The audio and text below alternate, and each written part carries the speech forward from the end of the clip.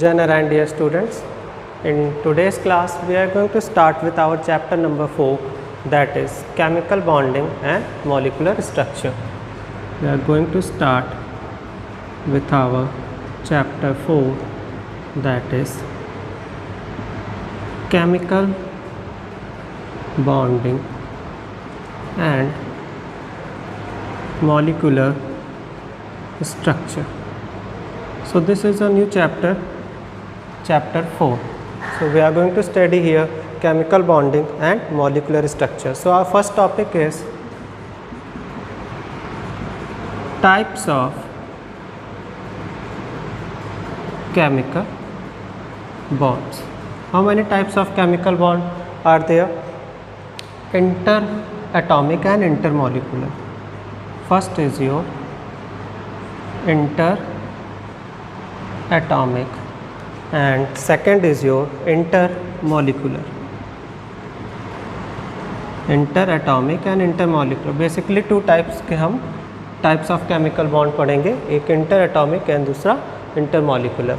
ठीक है, इंटरएटॉमिक and intermolecular को अब और जो आगे इनके अंदर जो आते हैं इंटरएटॉमिक और इंटरमॉलिकुलर के अंदर क्या क्या होते हैं उसकी बात हम करते हैं. That is our first interatomic and second intermolecular. Ionic covalent, these all come in interatomic, and in intermolecular there are first interatomic, ionic, covalent and metallic. Basically इन तीन चीज़ों के बारे में हम पढ़ते हैं. And second in intermolecular we study about van der Waals force and hydrogen atom के बॉन्डिंग जो होती है इन दो के बारे में हम पढ़ते हैं. Wonder wall and hydrogen atom नहीं बेटा, हाइड्रोजन बॉन्ड, जो हाइड्रोजन बॉन्ड बनाता है इन दो के बारे में हम यहाँ पे स्टडी करते हैं. तो आप देख सकते हैं इंटरएटॉमिक में ionic, covalent and metallic, these are basically strong bonds, and van der Waals force is very weak force and hydrogen bond is also. So this is the basic idea and in what chemical bonding and molecular structure we are going to study here. Is it clear? Okay beta. So now we are going to study what is the reason for bond formation. क्या reason होता है bond के बनने का? What is the reason? Question arises, what is the reason for the bonds formation? Bonds क्यों form करना चाहते हैं कोई भी एटम, मॉलिक्यूल या व्हाट्सएवर? क्या रीज़न होता है बेसिक जिसके कारण ये बॉन्ड फॉर्मेशन होता है? आप समझ रहे होंगे जब भी कोई बॉन्ड फॉर्मेशन होता है उससे स्टेबिलिटी प्रोवाइड होती है. सो सिंपली स्टेबल होने के लिए, स्टेबल इलेक्ट्रॉनिक कन्फिग्रेशन के लिए, या उनके आउटर मोस्ट ऑर्बिट में जो इलेक्ट्रॉन्स होते हैं उनको शेयरिंग करने के लिए, so that they could become stable. Potential energy कम हो जाए तो स्टेबिलिटी हाई होती है. तो ये सब रीज़न होते हैं. अब इनके कुछ रीज़न्स हम यहाँ पे देख लेते हैं. दैट इज़ सबसे पहला जो मैंने बोला, टू बिकम स्टेबल, स्टेबल होने के लिए. सेकंड ऑक्टेट रूल हमने पढ़ा था, ऑक्टेट के हिसाब से भी इनको स्टेबिलिटी चाहिए. तो ऑक्टेट रूल के अकॉर्डिंग अगर 8 इलेक्ट्रॉन आटोमोस्ट ऑर्बिट पे आ जाए तो ये क्या होगा, स्टेबल हो जाएगा. ये दो रीज़न हो गए. इसके अलावा एक जो थर्ड रीज़न हमारा होता है वो मैंने बताया, पोटेंशियल एनर्जी लोवेस्ट हो जाए.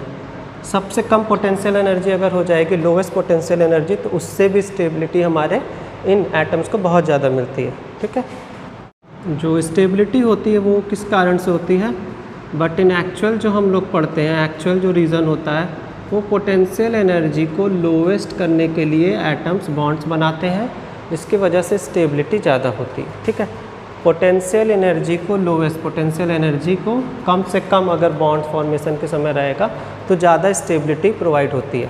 तो इस चीज़ को आप याद रखिएगा. एक ऑक्टेट रूल कंप्लीट कर रहे थे, दूसरा अपना हम लोग का पोटेंशियल एनर्जी सबसे कम होना चाहिए, एंड शेयरिंग ऑफ इलेक्ट्रॉन्स जो होते हैं, बॉन्ड फॉर्मेशन जो होता है, इन सब के कारण स्टेबिलिटी प्रोवाइड होती है. सो अब हम इसको एक एग्जांपल से समझते हैं. सपोज़ ये हमारा हाउस है, आई am living here, that is in 3rd floor. तो क्या मैं स्टेबल होऊंगा यहाँ पे थर्ड फ्लोर से? मुझे बार बार अप से डाउन एंड डाउन से अप जाना पड़ेगा, मीन्स मेरी एनर्जी ज़्यादा लॉस्ट होगी। So I am highly unstable here, highly unstable. यहाँ पे मैं सबसे ज़्यादा अनस्टेबल होऊंगा। सेकंड केस लेता हूँ, suppose now I am living at ground floor. So यहाँ पे मैं सबसे ज़्यादा स्टेबल होऊंगा, ग्राउंड फ्लोर पे मैं सबसे ज़्यादा स्टेबल होऊंगा, बिकॉज मुझे कहीं भी जाना होगा तो यहीं से मैं चला जाऊँगा, मुझे बार बार अप स्टेयर चढ़ना और उतरने की ज़रूरत नहीं पड़ेगी। Same is the case with the elements and atoms के साथ भी, जब वो बॉन्ड फॉर्मेशन करते हैं तो हायर पोटेंशियल एनर्जी, ये क्या है, इसके पास पोटेंशियल एनर्जी बहुत ही ज़्यादा होगी, हाई पोटेंशियल एनर्जी, बट यहाँ पे पोटेंशियल एनर्जी आपकी बहुत ही लो होगी। तो ये बॉन्ड फॉर्मेशन में भी यही आइडिया यूज़ होता है। हाई पोटेंशियल एनर्जी होगी तो वो अनस्टेबल होगा, लो पोटेंशियल एनर्जी होगा तो वो ज़्यादा स्टेबल होगा। वही चीज़ देखिए मैंने आप बताया, एक्चुअल में पोटेंशियल एनर्जी लोवेस्ट होनी चाहिए। क्लियर है? इसके बाद आप समझिए जो एटम्स होते हैं वो बॉन्ड्स को जब बनाते हैं, सपोज़ कोई एटम बॉन्ड का फॉर्मेशन कर रहा है, ठीक है, एटम सपोज़ बॉन्ड के फॉर्मेशन कर रहे हैं, तो जाहिर सी बात है दो फोर्सेस लगेंगे, या तो वो रिपेल करेंगे या तो वो एक दूसरे को अट्रैक्ट करेंगे। रिपेल करेंगे या अट्रैक्ट करेंगे, दो ही केस हो सकता है। सपोज़ रिपेल कर रहे हैं तो मतलब नेगेटिव चार्ज क्लोज आ गए होंगे, that's why they are repelling. Attract कर रहे हैं तो नेगेटिव के साथ पॉजिटिव चार्ज आ गया होगा तो वो एक दूसरे को अट्रैक्ट करें। अट्रैक्शन जब होता है तो बॉन्ड का फॉर्मेशन होता है, देखिए 1 2, यहाँ पे ये दोनों एक दूसरे को अट्रैक्ट कर लिए, दो एटम्स, ठीक है, सपोज़ ए एटम है, ये भी ए एटम है, ये दोनों एक दूसरे को अट्रैक्ट कर लिए, ये जो बना इसको हम कहते हैं बॉन्ड लेंथ। इनकी बॉन्ड फॉर्मेशन की जो लेंथ है और उसको हम डिनोट करते हैं बॉन्ड लेंथ से। तो ये बॉन्ड लेंथ क्या है, ए से ए एटम के बीच में जो डिस्टेंस है, दिस इज़ बॉन्ड लेंथ। और ये जब दो एटम अट्रैक्ट करे उसकी वजह से जो बॉन्ड का फॉर्मेशन हुआ उसको हम कहते हैं बॉन्ड लेंथ।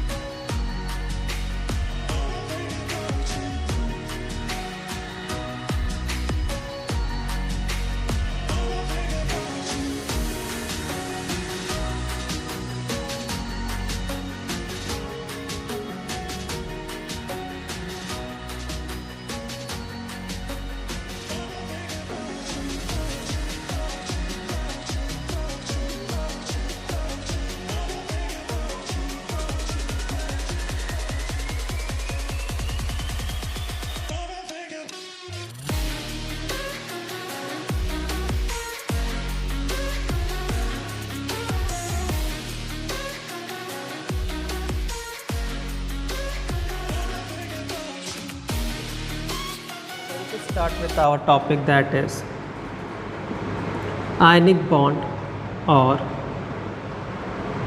electrovalent bond. अब बेटा हम लोग अपना फर्स्ट टॉपिक स्टार्ट कर रहे हैं अपने 4th चैप्टर का, आयनिक बॉन्ड या इलेक्ट्रोवैलेंट बॉन्ड। ये एक्चुअल में क्या होता है? ये जो बॉन्ड का फॉर्मेशन होता है एक्चुअल में मेटल और एक नॉन मेटल के बीच फॉर्म होता है।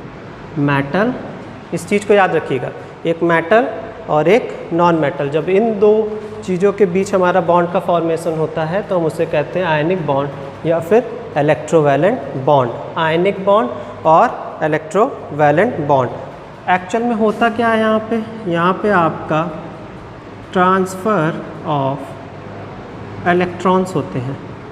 मेटल्स के पास आप जानते हैं पॉजिटिव चार्ज होता है, नॉन मेटल्स के पास नेगेटिव चार्ज होता है। तो पॉजिटिव चार्ज नेगेटिव चार्ज के पास या नेगेटिव पॉजिटिव के पास ट्रांसफ़र होता है, जिसकी वजह से एक स्ट्रॉन्ग बॉन्डिंग का फोर्स इन दो एटम्स के बीच लगता है और उसको हम आयनिक बॉन्ड या इलेक्ट्रोवैलेंट बॉन्ड कहते हैं। एग्जांपल्स हम समझते हैं, सपोज़ Na है और Cl है। Na के पास एक प्लस चार्ज है, Cl के पास एक नेगेटिव चार्ज है। इनका हम इलेक्ट्रॉनिक कन्फिग्रेशन करेंगे तो 281 होता है और इसका करेंगे तो 287 होता है। ये लास्ट में देख रहे हैं 1 और 7, मतलब ये एक अगर इसको दे दे तो ये एक बहुत ही स्ट्रॉन्ग बॉन्ड बनाएगा NaCl का, जो कि हमारा एक कैसा आयनिक बॉन्ड होगा। NaCl के बीच जो बॉन्ड की फॉर्मेशन होती है उसे हम क्या कहते हैं? Ionic bond. तो यहाँ से आप समझ सकते हैं कि आयनिक बॉन्ड का फॉर्मेशन मेटल और नॉन मेटल के बीच होता है। ट्रांसफ़र ऑफ इलेक्ट्रॉन्स होते हैं, शेयरिंग नहीं, ट्रांसफ़र होता है। शेयरिंग नहीं कर रहा, ट्रांसफ़र कर रहा, मतलब यहाँ से यहाँ ट्रांसफ़र हो रहा है। ट्रांसफ़र होने की वजह से ये दोनों के बीच एक बॉन्ड का फॉर्मेशन होता है और वो बहुत ही स्ट्रॉन्ग बॉन्ड होता है। अब आप यहाँ से देख सकते हो कि वैसे तो यहाँ पे बॉन्ड का फॉर्मेशन आप कहते नहीं होना चाहिए, क्योंकि जब ये पॉजिटिव चार्ज हो गया तो 28 हो गया और जब ये नेगेटिव चार्ज यहाँ पे है तो ये भी 288 हो गया। क्लियर है? देखिए, मतलब ऑक्टेट तो दोनों की कंप्लीट है, तो बॉन्ड का फॉर्मेशन कैसे हो रहा है? इसलिए हो रहा है बिकॉज जब ये अपने एटम्स को देता है या लेता है तो ये गैसियस फॉर्म में आ जाता है। आयनाइजेशन एंथैल्पी, इलेक्ट्रॉन एफिनिटी, आपको जितने कॉन्सेप्ट बताए थे मैंने गैसियस एटम वहाँ पे आपको बताया था। तो जब गैसियस एटम है, जाहिर सी बात इनके बीच की डिस्टेंस से बहुत बड़ी होगी, ये स्टेबल होना चाहेंगे, गैस अनस्टेबल होती है। तो जब इन दोनों के बीच बॉन्ड बन जाती है, ठीक है, सपोज ट्रांसफ़र ऑफ इलेक्ट्रॉन्स इधर साइड हो गया क्लोरीन की तरफ, तो जब ये बॉन्ड बन गई, गैसियस एटम जब एक दूसरे से कंबाइन होकर बॉन्ड बनाए तो NaCl हमें एक सॉलिड के फॉर्म में मिलता है, क्रिस्टल्स के फॉर्म में मिलता है, ठीक है। तो ये ज़्यादा स्टेबल होता है गैसियस स्टेट के कंपैरिजन में। दैट्स वाई ये सॉलिड फॉर्म में जब मिलता है तो ये ज़्यादा स्टेबल होता है और आयनिक बॉन्ड का फॉर्मेशन यहाँ पे हो जाता है। जब ये एटम अपने लूज़ करते हैं पॉजिटिव कैटायन या एनायन बनाते समय तो ये गैसियस स्टेट में होते हैं, बट जब सॉलिड स्टेट पे आते हैं तो ये ज़्यादा स्टेबल होते हैं। तो ये इसका रीज़न होता है क्यों ट्रांसफ़र ऑफ इलेक्ट्रॉन और क्यों ऐसा ये बिहेव करते हैं, स्टेबल होने के बाद भी ये सॉलिड फॉर्म में आना चाहते हैं। This is the reason. Okay, तो ये आप समझ गए। अब इसके बाद जो हमारा नेक्स्ट टॉपिक है that is Lewis structure. Lewis structure का फॉर्मेशन कैसे होता है, चलिए उसको हम लोग देख लेते हैं। नेक्स्ट टॉपिक अब हम लोग क्या देखेंगे? Lewis dot structure.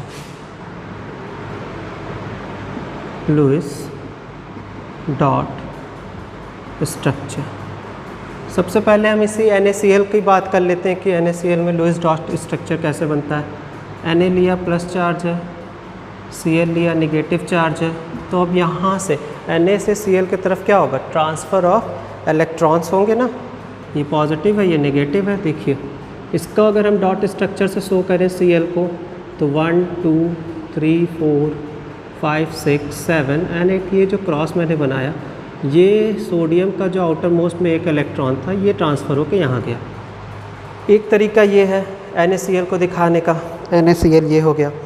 या एक तरीका और है जिस तरीके हम दिखा सकते हैं, सपोज़ Na लिखा एंड इस साइड हमने Cl लिखा। एक ये तो फर्स्ट था, इसको हम कह सकते हैं this is the first way of showing Lewis dot structure. दूसरा क्या हो सकता है, सपोज़ Na का एक एटम ज़्यादा होता है, देखिए 281, इस चीज़ को बेटा याद रखिएगा, 281 इलेक्ट्रॉनिक कन्फिग्रेशन है और इसका 287। अब एक जो यहाँ पे ये प्रेजेंट है, एक ये अगर यहाँ पे चला आएगा तो जाहिर सी बात है Na का तो हो गया 28 स्टेबल, स्टेबल इलेक्ट्रॉनिक कन्फिग्रेशन। इसका 287 होता है, मतलब अगर इसको कोई एक और दे दे, एक कौन दे सकता है, Na, तो वो भी स्टेबल हो जाएगा। अब 1 2 3 4 5 6 7 तो था, बट ये जो एक इलेक्ट्रॉन आया ये कहाँ से आया, Na से आया। ये जो हम रिप्रेजेंटेशन कर रहे हैं, चाहे इस तरीके करें चाहे इस तरीके, ये लुईस डॉट स्ट्रक्चर का रिप्रेजेंटेशन है। ये डॉट जो दिखा रहा है ये क्या है, transfer of electron between the NaCl। ठीक है, चलिए एक और हम चेक कर लेते हैं MgCl का। NaCl का देख लिया हमने, अब MgCl का देख लेते हैं। फर्स्ट सेकंड MgCl2, ये फॉर्मेशन होता है, वी नो दैट MgCl2 बनेगा। अब Mg, तो Mg के पास +2 होता है, इसमें से 2 इलेक्ट्रॉन को हमने क्या किया, निकाल दिया। ठीक है, Mg था, Mg +2, उसमें से 2 इलेक्ट्रॉन क्या हो गए हमारे, निकल गए। तो आपका ये क्या बन गया, ये बना Mg2+। 2 इलेक्ट्रॉन एक्स्ट्रा थे Mg के पास, इसने 2 इलेक्ट्रॉन को दे दिया, Mg2+ ये बन गया। आपका Cl जो है वो 2Cl है, 2Cl।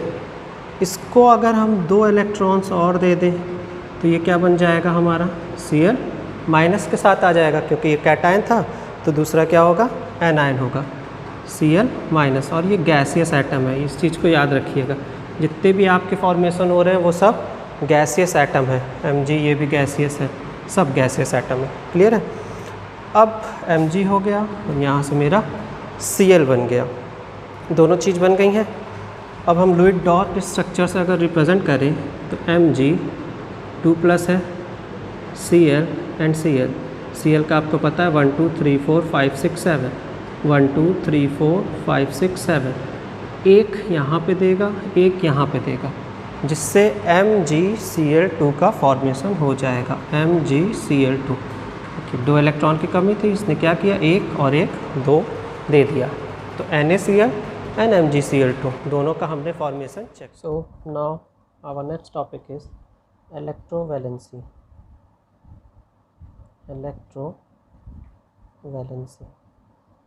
इलेक्ट्रोवैलेंसी बेसिकली होती क्या है बेटा, नंबर ऑफ इलेक्ट्रॉन्स लॉस्ट और गेन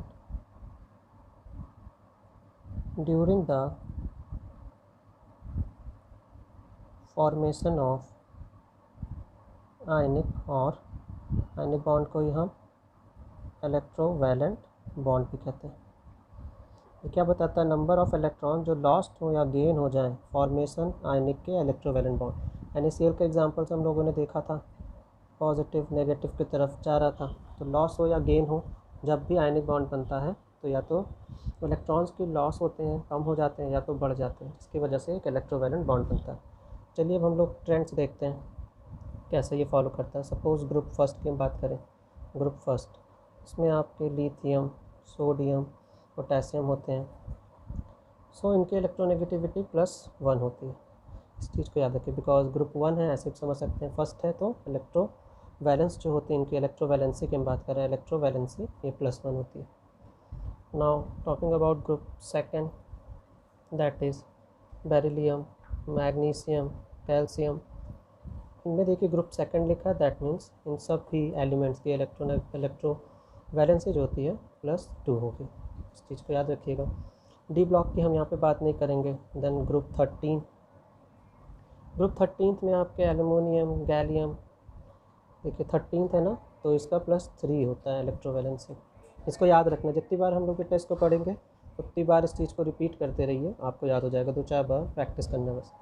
देन ग्रुप 14, ग्रुप 14 में कार्बन, सिलिकॉन, जर्मेनियम, ये देखिए यहाँ पे +4 होनी चाहिए, बट आपको पता है हम आयनिक बॉन्ड की बात कर रहे हैं। आयनिक बॉन्ड में +4 जैसा कुछ भी एग्जिस्ट नहीं करता है, क्योंकि अगर +4 होता है तो 8 का ये हाफ है, दैट मीन्स ये कैसे होंगे, ये सब कोवैलेंट बॉन्ड बनाते हैं, शेयरिंग करते हैं, शेयरिंग ऑफ द इलेक्ट्रॉन्स, +4 -4 को या -4 +4 को। तो ग्रुप 14 का आयनिक बॉन्ड का फॉर्मेशन नहीं होता है। देन ग्रुप 15, ग्रुप 15 में नाइट्रोजन, फास्फोरस, आर्सेनिक, देखिए ग्रुप +1 हुआ, +2 हुआ, +3 हुआ, +4 में फॉर्मेशन नहीं होता है, इलेक्ट्रोवैलेंसी कभी भी नेगेटिव नहीं हो सकती है। दैट मीन्स अब ये +3 होगा। +5 करेंगे तो एनर्जी कंसिड्रेशन के अकॉर्डिंग वो बहुत ज़्यादा हो जाएगा, तो उसका अपोजिट ये 3 इलेक्ट्रॉन्स क्या करेंगे, ले लेंगे। वो 3 इलेक्ट्रॉन्स दे रहे थे नाइट्रोजन फॉस्फोरस आर्सेनिक, +3 मतलब ये 3 इलेक्ट्रॉन एक्सेप्ट करेंगे, तो इनका +3 होगा। देन ग्रुप 16 में ऑक्सीजन, सल्फ़र, सेलेनियम, जब इनका टैंडम बात करेंगे तो यहाँ +2 हो जाएगा। 16 के एलिमेंट आप ऐसे भी देख सकते हैं, 18 - 2 16, 18 - 3 15। Is it clear? Now group 17 की जब बात करें तो फ्लोरीन, क्लोरीन एंड ब्रोमीन, इनका क्या हो जाएगा, +1 हो जाएगा। और ग्रुप 18 जो होते हैं वो आपके नोबल गैसेस होते हैं, वहाँ शेयरिंग, लॉस या गेन ऑफ इलेक्ट्रॉन होता ही नहीं है, तो वहाँ पे कोई भी आयनिक बॉन्ड का फॉर्मेशन नहीं होता। आई होप स्टूडेंट यहाँ तक सबको क्लियर हो गया। So thank you.